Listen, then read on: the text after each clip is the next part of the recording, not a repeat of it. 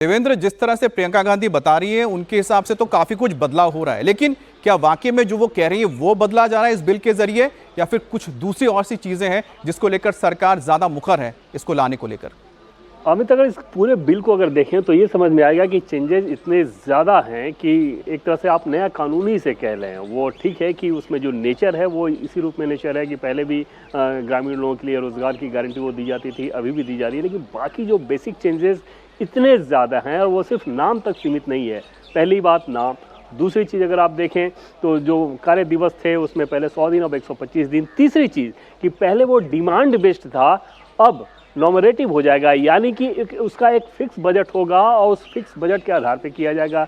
चौथी चीज़ की जो काम की प्रकृति होगी उसमें आमतौर पे, जैसे पहले कहानी आप बहुत सारे सुनते थे, सोशल मीडिया में बहुत सारे मजाक चलते होंगे कि एक गड्ढा खोदा जाता है फिर उसको भर दिया जाता है, वो सिर्फ कागजों में होता है, हकीकत में नहीं होता है। अब उसको क्लासिफाइड कर दिया गया है, ग्राम पंचायत के साथ जोड़ के क्लासिफाइड इस रूप में कि या तो वो लाइवलीहुड के साथ हो या फिर जो प्राकृतिक आपदा आती है, जैसे बांध, किसी एरिया में बहुत बाढ़ आती है तो वहाँ पे आपको बांध बनाना हो, या रूरल इंफ्रास्ट्रक्चर से रिलेटेड चीज़ हो, तो इस तरह से 4 कैटेगरी बांट करके और उससे रिलेटेड काम कोई कराए जाने हैं। पांचवी चीज़ कि 100% डिजिटाइजेशन किया जाएगा, आधार से सीधे जोड़ा जाएगा ताकि जो घपले होते हैं वो ना हो। घपले की बात जब मैं कह रहा हूँ और इस बदलाव की जो जरूरत महसूस हुई अमित, इस लिहाज से कि 23 राज्यों में मनरेगा को लेके एक सर्वे कराया गया और उसमें फिर ये बात समझ में आई कि कितने ज़्यादा घपले घोटाले हो रहे हैं और वर्तमान परिस्थितियों के हिसाब से इसमें किस प्रकार के परिवर्तन की जरूरत थी। 2005 में मनरेगा जब बना उस समय ग्रामीण भारत की जो स्थिति थी, आज जो है उसमें बहुत ज़्यादा बदलाव हो गया। आज तकरीबन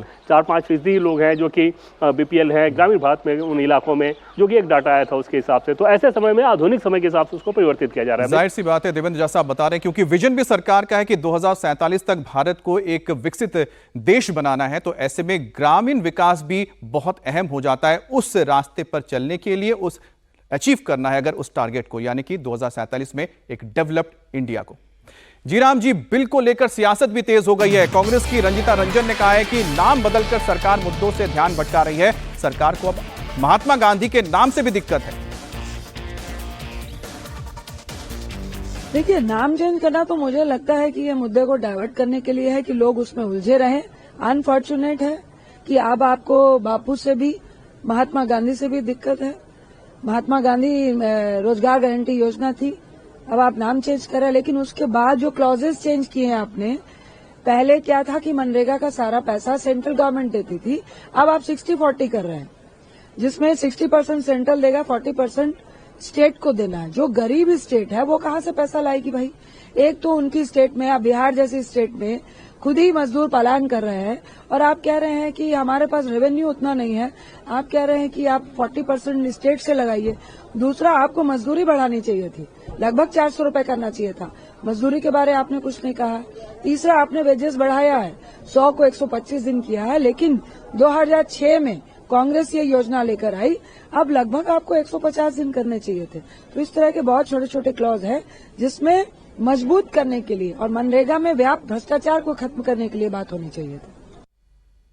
जीराम जी, बिल का विरोध कर रही कांग्रेस पर बीजेपी ने भी पलटवार किया है। बीजेपी के सांसद दिनेश शर्मा ने कहा कि कांग्रेस को बिल से इसलिए दिक्कत है क्योंकि इसके नाम में राम आ रहा है और कांग्रेस का राम का अस्तित्व नहीं मानने का एक पुराना लंबा इतिहास रहा है।